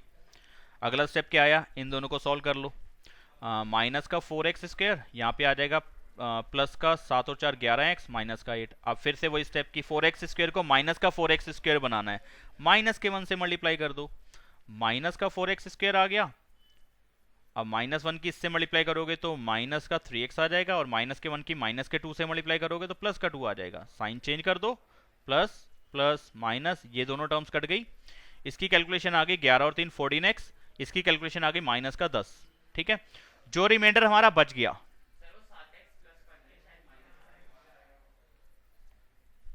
प्लस का ही है, तो रिमाइंडर जो भी आ गया, ठीक है, जो भी आपका रिमाइंडर आया है, जब भी सब्ट्रैक्ट वाली कंडीशन होगी, यहां पे लिखा है ना सब्ट्रैक्ट, तो जो रिमाइंडर है वही हमारे को सब्ट्रैक्ट करना है। ठीक है, तो हमारा जो आंसर वाला पार्ट रहेगा, यानी कि जो चीज हमें माइनस करनी रहेगी वो क्या आएगी, 14x माइनस 10 ही हमें माइनस करना पड़ेगा। इस वाले पॉलिनोमियल में से, जो मेन हमारा ये पॉलिनोमियल है, इसमें से हमें यही चीज को माइनस करना पड़ेगा, तभी हमारा आंसर, जो हमारा रिमेनिंग पार्ट बचेगा वो इस पूरे से डिवाइड हो पाएगा, अदरवाइज वो नहीं होगा। ठीक है, तो इसमें जो माइनस करने वाली कंडीशन जब भी आएगी, जो रिमाइंडर आया ना डायरेक्टली वही माइनस होगा। तो पहले मैं इसका आंसर चेक करा देता हूँ आपको, फिर दूसरी चीज समझाता हूँ। यानी कि क्वेश्चन नंबर हमने करा 39, माइनस 14x माइनस का 10। ठीक है, ये आ रहा है 14x माइनस का 10। अगर यहाँ पे ये वाला क्वेश्चन कुछ इस तरीके से लिखा होता, व्हाट शुड बी एडिड, ठीक है, यानी कि इसी क्वेश्चन में अगर मैं एडिड वाली कंडीशन डाल दूं, अरे भाई अगर यहां पे इसको हटा के होता एडिड, कि हम क्या इसमें ऐड करें कि ये पूरा का पूरा उससे डिवाइड हो जाए, तो यही काम करना पड़ता, पूरा का पूरा यही काम करना पड़ता। जो रिमाइंडर आया ना, तो सेकंड वाले केस में आंसर क्या लिखते, ये जो रिमाइंडर आया ना इसको माइनस के साइन से मल्टीप्लाई करा देते, ठीक है, जो आंसर आया है, जो रिमाइंडर आया है उसको माइनस कर देने, माइनस करना पड़ेगा, यानी कि माइनस के साइन से मल्टीप्लाई कर दोगे तो ये चीज हमें ऐड करनी पड़ेगी, यानी कि क्या बना अगला स्टेप, माइनस का 14x प्लस का 10, ये चीज मेन पॉलिनोमियल में ऐड करानी पड़ेगी, तो वो दूसरे g ऑफ x से डिवाइड हो पाएगा, समझे, ठीक है। ये आ गया एडिड वाले का आंसर और ये आ गया सब्ट्रैक्ट वाले का आंसर, ठीक है। अब समझ में रहेगा आपको क्या करना है, दोनों को करने का तरीका सेम ही है, बस आंसर में थोड़े से चेंजेस करने हैं। सब्ट्रैक्ट वाले में जो रिमाइंडर है डायरेक्टली वही आंसर है, वही चीज सब्ट्रैक्ट करनी है, और जब भी एडिड वाली कंडीशन आएगी तो उसको माइनस के साइन से मल्टीप्लाई कराने के बाद ये चीज ऐड करानी है, बस इतना ध्यान में रहेगा तो बता दो, नहीं रहेगा तो बता दो। हाँ जी करण बाबू जी कुछ कहना चाहते हो?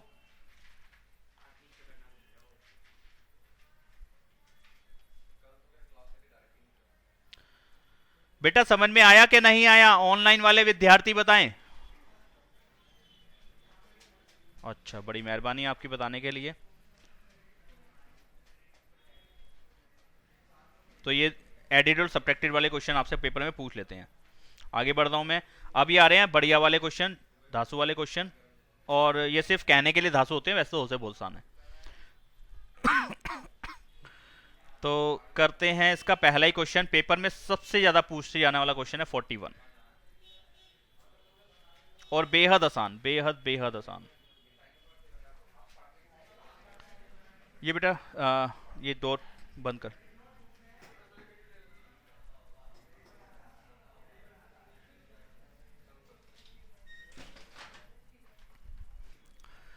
यहां पे भाई साहब हमसे बोलते हैं find all zeros of polynomial, ये रहा पॉलिनोमियल, इस पॉलिनोमियल के सारे जीरोस निकालो। वो कहते हैं ज्यादा टेंशन मत लो यार, तुम ज्यादा परेशान हो जाओगे, सारे ढूंढने बैठ जाओगे। वो कहते हैं 2 जीरोस हम दे देते हैं, तुम ज्यादा परेशान क्यों हो रहे हो, 2 हम दे देते हैं। 2 तुम दे देते हो तो बाकी कितने बचे, पावर 3 है तो एक ही जीरो और बचता है, एक मुझे निकालना है बस, ठीक है। तो जो जीरोस मुझे दे रखे हैं उसी से मेरे फैक्टर्स मिल जाएंगे, ठीक है। तो according to question zeros are √3 and minus का √3, ठीक है। तो इसका मतलब फैक्टर्स कौन से हो जाएंगे, फैक्टर्स आर x माइनस √3 और x प्लस √3, यानी कि इसका साइन उल्टा करके x के साथ लगा दो, इनका साइन उल्टा करके, नेगेटिव है तो पॉजिटिव कर दो, पॉजिटिव है तो नेगेटिव कर दो, x के साथ लगा दो। और x ही क्यों, क्योंकि मेन पॉलिनोमियल में x ही चल रहा है, मेन वाले पॉलिनोमियल के अंदर x ही चल रहा है, और आपके x वाली फॉर्म में ही आते हैं क्वेश्चन, क्योंकि ग्राफिकल जब भी हम इनके रिप्रेजेंट करते हैं तो एक x और एक y एक्सिस ही आता है, तो वहां पे दूसरा mn pq rst नहीं देना उसको, ठीक है। तो पहले ये 2 बातें समझ में आई है कि आपने जो जीरोस दिए थे उससे मैं फैक्टर्स कैसे लिखूंगा, कि इसका साइन उल्टे कर दूंगा, x के साथ लगा दूंगा, ठीक है। तो अगर ये दोनों फैक्टर्स आए हैं तो इनका प्रोडक्ट भी उसको डिवाइड करेगा, ठीक, x माइनस 3 में से मल्टीप्लाई करेंगे तो कितना आएगा, x स्क्वायर माइनस √3 का स्क्वायर, ये भी इसका क्या हो जाएगा, ये भी फैक्टर ही हो जाएगा इसका, क्योंकि ये दोनों छोटे फैक्टर हैं, इन दोनों का प्रोडक्ट जो होगा वो भी इसका एक फैक्टर ही बनेगा, ठीक है। तो दूसरा फैक्टर हमारे को मिल जाएगा x स्क्वायर माइनस 3, और ये फैक्टर होने का ये मतलब हो गया कि main polynomial p of x को ये डिवाइड कर देगा, यानी कि रिमाइंडर हमारे पास 0 ही आएगा। तो मैं डिवाइड क्यों कर रहा हूं, थोड़ा सा एक एग्जांपल देके बताता हूं। जैसे कि मैंने कहा 24 के फैक्टर का एक फैक्टर 3 बनता है, और फैक्टर्स निकालो, तो मैं कह सकता हूं कि ये 24 का एक फैक्टर अगर 3 है तो 3 के टेबल में 24 आना चाहिए, इसका ही मतलब मैं इसको डिवाइड कर दूंगा, ठीक है। रिमाइंडर कितना बचेगा, 0 ही बचेगा। तो यानी कि डिवाइड करने का जो क्वोशिएंट वाला पार्ट आया, यानी कि हमें क्वोशिएंट कितना मिला, 8, तो यानी कि 8 जिसके टेबल में आता होगा, ठीक है, 8 जिसके टेबल में आता होगा उसके टेबल में 24 आता ही होगा, इसका ये मतलब हो गया। यानी कि इसके फैक्टर जो भी बनेंगे, 8 के फैक्टर जो भी बनेंगे, उन फैक्टर्स, वो वाले सारे फैक्टर्स 24 के भी होंगे। यानी कि अब 8 किसके टेबल में आ सकता है, 4 के टेबल में आ सकता है, 2 के टेबल में आ सकता है, 1 के टेबल में आ सकता है। तो ये जो 3 नंबर हमें मिले हैं ये तीनों इसके फैक्टर हैं, 24 के फैक्टर हैं, ठीक है, इसलिए मैं डिवाइड करने वाली बात कर रहा हूं यहाँ पे कि दो जो हमें छोटे फैक्टर मिले थे उन दोनों का प्रोडक्ट भी क्या उसका एक फैक्टर होगा, यानी कि एक्स स्क्वायर माइनस 3 भी इसका एक फैक्टर होगा। अगर ये इसका फैक्टर है तो इससे मैं इसको डिवाइड कर देता हूं। पॉलिनोमियल क्या था, 2x cube plus x square minus 6x minus 3, इससे डिवाइड कर रहा हूं मैं, तो कितना आ जाएगा, फटाफट से थोड़ा सा लिख देता हूं बिना बोले। डिवाइड तो आप कर ही लोगे।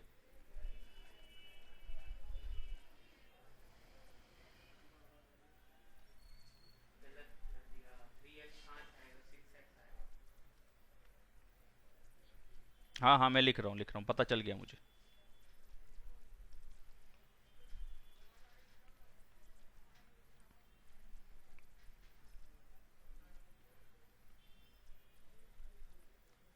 यहाँ पे रिमाइंडर जीरो ही आना है। अगर यहाँ रिमाइंडर जीरो ना आए तो तुम्हारा मतलब कि ये वाला फैक्टर वाला पार्ट गलत हो गया, जो तुमने मल्टीप्लाई यहाँ कराया होगा, या इससे ठीक पहले वाले स्टेप में तुम्हारी कोई गलती हो गई, साइन मिस्टेक कर चुके हो, ठीक है, या फिर आपकी डिवाइड भी गलत हो सकती है, तो हर चीज़ आपको चेक करनी पड़ेगी फिर।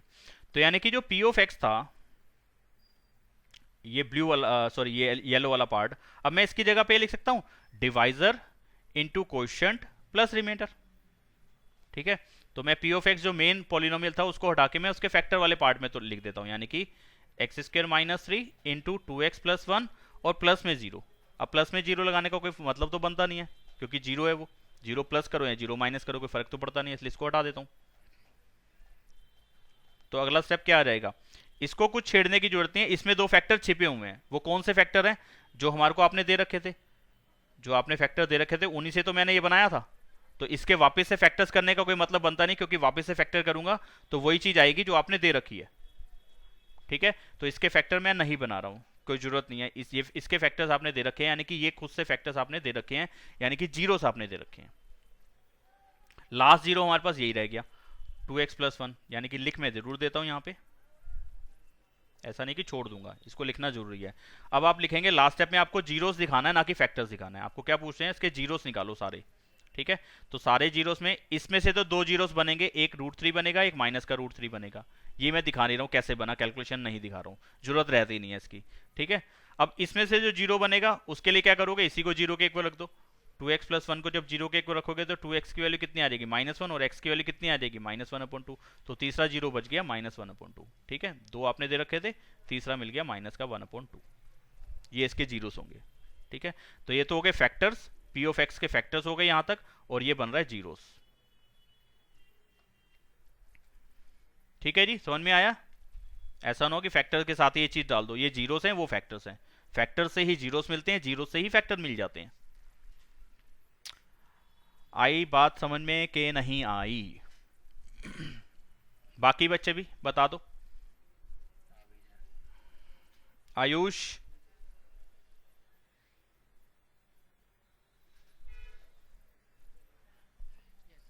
हाँ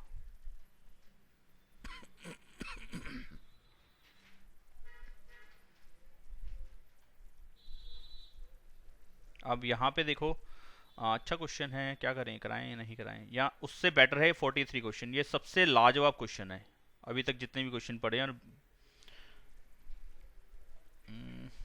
और 43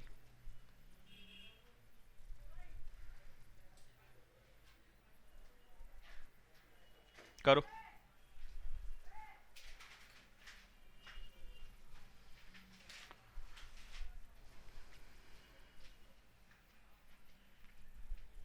करो क्या, मैं ही तो करा रहा हूं, मैं ही कराता हूं। If two zeros of polynomial, इसको मैं नाम दे देता हूं P of x, x4 6x cube 26x cube 138x -35, इसके जो जीरोस हैं,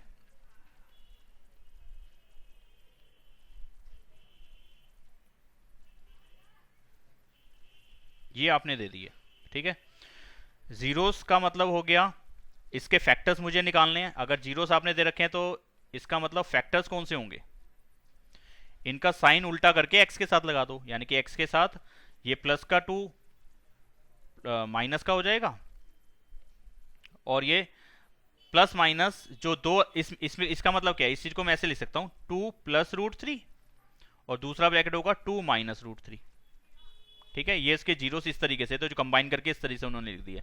जब मैं इस वाले से फैक्टर निकालूंगा तो ये इधर आएगा तो ये माइनस का 3 हो जाएगा, और ये इसका साइन चेंज कर दूंगा तो माइनस का रूट 3 हो जाएगा। तो एक फैक्टर तो ये मिल गया, दूसरा फैक्टर इसका साइन चेंज कर दो एक्स के साथ, माइनस का 2 और प्लस का रूट 3। ठीक है,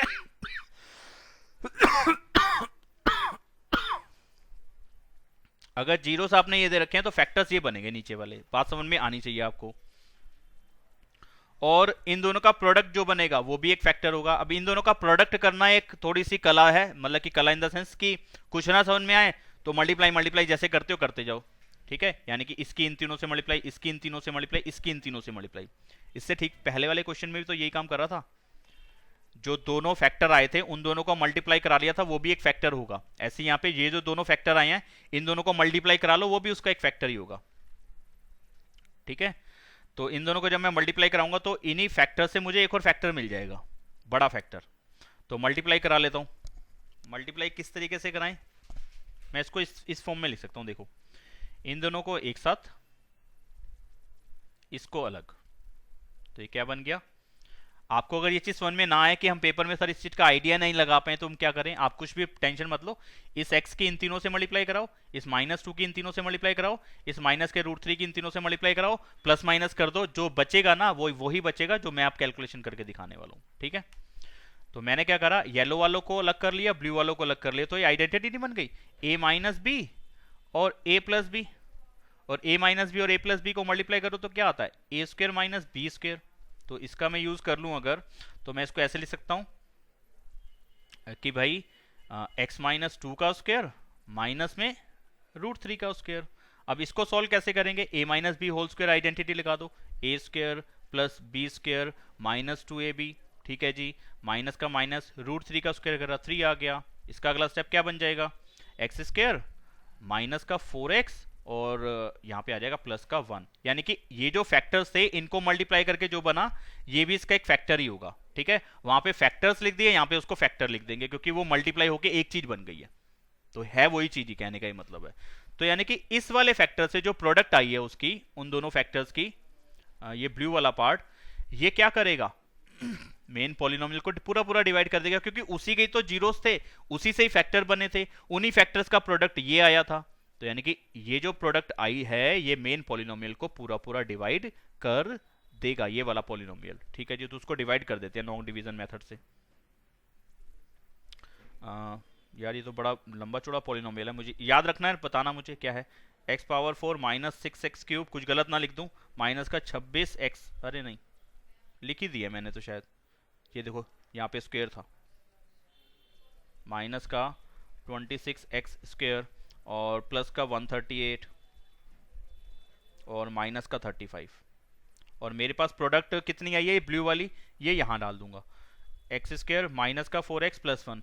अब बहुत से बच्चों को समझ में तो आएगा नहीं, वो रट के चले जाएंगे, अच्छा जो मल्टीप्लाई करके आता है ना उससे डिवाइड करना होता है। मैंने इसका रीजन दिया है, डिवाइड करने से जो क्वेश्चन वाला पार्ट होगा वो भी उसका एक फैक्टर ही होगा, छुपा हुआ फैक्टर हमें मिल जाएगा, या और जो फैक्टर्स होंगे वो उसी के अंदर छिपे हुए होंगे, इसलिए मैं डिवाइड कर रहा हूं। ठीक है,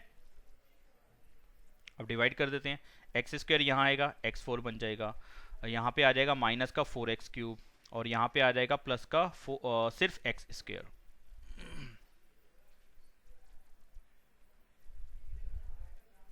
टू आएगा,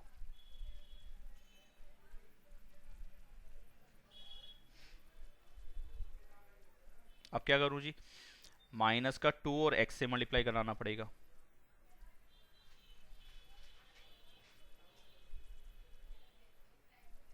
कुछ डिवाइड गलत कर रहा हूं तो मुझे कृपया करके बता देना। यहाँ पे आ जाएगा माइनस का 21, है ना, नहीं 21 क्यों आएगा, 35 क्यों आ रहा है, ये तो प्लस का साइन आ रहा है ना, प्लस थोड़ा ना हो गए दोनों, माइनस ही होंगे। कहाँ पे प्लस आना था, अच्छा देखो मैं गलती कर गया ना, यहाँ पे प्लस आना था और फिर माइनस होना था। मैं कह रहा हूँ गलती हो तो मुझे बता देना, तुम लोग बता भी नहीं रहे हो। कितना आएगा भैया, माइनस का 35 आएगा। अच्छा अगला कितना आ जाएगा, 140 और माइनस का 35। अब कितना लूंगा, माइनस का 35 लूंगा, 35 और 4 की मल्टीप्लाई 140 ही आएगी प्लस का, हाँ ठीक है। और 35 और 1 की मल्टीप्लाई तो भाई हर किसी को मालूम है 35 ही होती है। ठा ठा और ठा, अगर ये लास्ट में ठा नहीं हुई तो हमारा सारा किया धरा बेकार है, क्योंकि ये फैक्टर है तो डेफिनेटली उसको पूरा पूरा डिवाइड करेगा, रिमाइंडर 0 ही बचना चाहिए। यानी कि अब जो p ऑफ x पॉलिनोमियल हमने माना था उसकी जगह पे मैं लिख सकता हूँ divisor into quotient plus remainder. Remainder 0 लिख के दिखाने की जरूरत नहीं, तो एक्स स्क्वायर माइनस का 4x प्लस 1 डिवाइजर इंटू में quotient via x square minus का 2x माइनस का 35, प्लस में 0 नहीं दिखा रहा हूं क्योंकि यूजलेस है वो लिखना उसको। अब इसके फैक्टर्स और करके दिखाने की जरूरत नहीं है, क्योंकि इसके फैक्टर्स जो है वो उन्हीं को सॉल्व करके तो मैंने ये बनाया था। यानी कि ये रंग बिरंगे पार्ट को मल्टीप्लाई करके ये एक कलर वाला पार्ट बनाया था। ये एक कलर वाले पार्ट को वापस से क्यों तोड़ के दिखाऊं, वो वही चीज बनेगी जो ऊपर बनी हुई है। यानी कि इस वाले पार्ट से जो जीरोस मिलने वाले हैं ना वो तो आपने दे ही रखे हैं। इसके जो जीरोस हैं वो मैं क्यों ढूंढूं, वो तो आपने दे ही रखे हैं। वो क्या थे, वो 2 प्लस माइनस रूट 3 था शायद। तो इसके जो दो जीरोस हैं वो तो यही बनेंगे, तो इसको मैं फैक्टर्स भी करके नहीं दिखा रहा। और इसमें छिपे हुए हैं और दो फैक्टर, इसके फैक्टर्स हमें ढूंढने पड़ेंगे। तो ये वाला स्टेप क्या हो रहा है, इसमें मैं कोई तोड़म ताड़ी नहीं कर रहा, इसमें किसी तरीके का पंगा नहीं लिया जा रहा। इसमें पंगा लेंगे क्योंकि इसके जो फैक्टर छिपे हुए वो मुझे ढूंढने भी हैं। मल्टीप्लाई करके 35 आए, 35 माइनस करके 2 आए, 7 और 5। इसमें कोई तोड़म ताड़ी नहीं है, कोई छेड़ाछाड़ी नहीं है, ऐसे के ऐसे ही चलेंगे। x माइनस 7 प्लस का 5 x माइनस 7, फिर से इसको बेचारे को कुछ भी नहीं कह रहे, क्योंकि भाई साहब आपके तो फैक्टर्स, आपकी तो हड्डियां पहले से टूटी टुटाई मिली हैं हमें, ठीक है। तो यहां से मुझे x की वैल्यू कितनी मिलेगी जब मैं इसको 0 के इक्वल रखूंगा, तो 7, और यहां से x की वैल्यू कितनी मिलेगी, माइनस का 5, ठीक है। तो यहां पे जो जीरोस मिले वो हमारे को मिल गए 7 और माइनस का 5, और 2 आपने दे ही रखे थे, ठीक है। तो मैं इसका आंसर फटाफट से चेक करा देता हूं। कौन सा क्वेश्चन है ये, 43, ये रे 2 और माइनस का 1, 43, माइनस का 5 और 7 ही थे, मेरे को लगा 2 थे, मेरे को तो याद तो रहता नहीं यार, मैं क्या करूं। माइनस का 5 और 7, ठीक है, माइनस का 5 और 7, ठीक है। बचे हुए जीरोस ये हैं, और दिए हुए जीरो साथ में लगा लोगे तो सारे जीरोस ही हैं, ठीक है जी। तो कोशिश करी आज मैंने काफ़ी हद तक कि आज ही समाप्त हो जाए, लेकिन समाप्ति की ओर बढ़ा नहीं, अभी कुछ एक क्वेश्चन और रह गए हैं। तो अगली क्लास में डेफिनेटली चैप्टर फिनिश हो जाएगा, और थर्ड चैप्टर भी हम स्टार्ट कर सकते हैं, यहाँ कंस्ट्रक्शन स्टार्ट कर दूंगा, ठीक है। तो आज के लिए इतना ही, बाकी करेंगे हम अगली क्लास में। तब तक के लिए जय राम जी की, राधे राधे, बाय बाय।